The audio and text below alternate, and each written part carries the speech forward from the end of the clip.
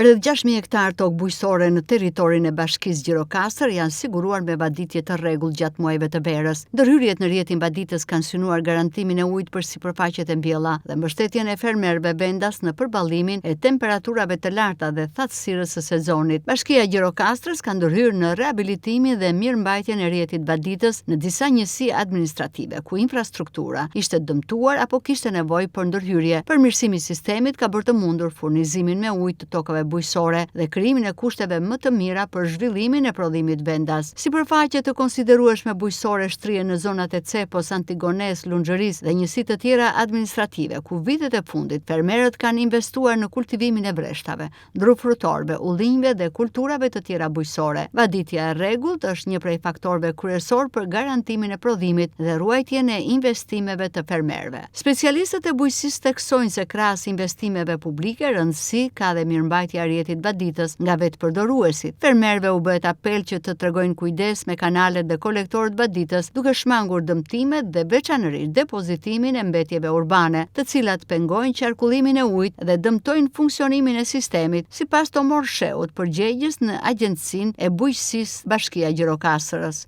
Duke filluar nga periudha e shkurt marsit, kemi filluar përpasimin e kanaleve vaditës, ka të cilat nga 74.76 km kanale vaditës që janë në përdorim, kemi pastruar rreth 32.5 km kanale vaditës.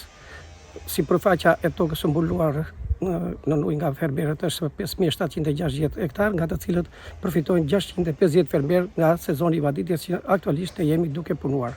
Në Laj, në Çepon, ku ishte prishur një gjatësi kanali e konsiderueshme, por fal punës së tonë është arritur që të minimizohet në maksimum, madje të vihet në eficiencë kanali i vaditës, që sot fermerët aktualisht janë duke përfituar nga vaditja. Kemi vendosur tubo të brinjizuara rreth 330 metër linear, tubo të brinjizuara me diametër 400, kemi vendosur gjithashtu tombino, fi 600 në 150 metër linear kanale vaditës.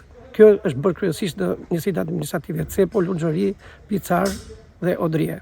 Prodhimet vendase përbëjnë gjithashtu një mundësi të rëndësishme për zhvillimin e ekonomisë lokale dhe mbështetjen e sektorit të turizmit. Në një qytet me një fluks të lartë vizitorësh, kërkesa për produkte lokale dhe të freskëta mbetet e konsiderueshme. Për këtë arsye, zhvillimi i bujqësisë dhe rritja e kapaciteteve shihet si një mundësi për të forcuar prodhimin vendas. Mbështetja e infrastrukturës vaditëse, mirëmbajtja e saj dhe bashkëpunimi mes institucioneve dhe fermerëve mbeten element të rëndësishëm për një sezon të suksesshëm bujqësor dhe për zhvillimin e qëndrueshëm të zonave rurale të Gjirokastrës.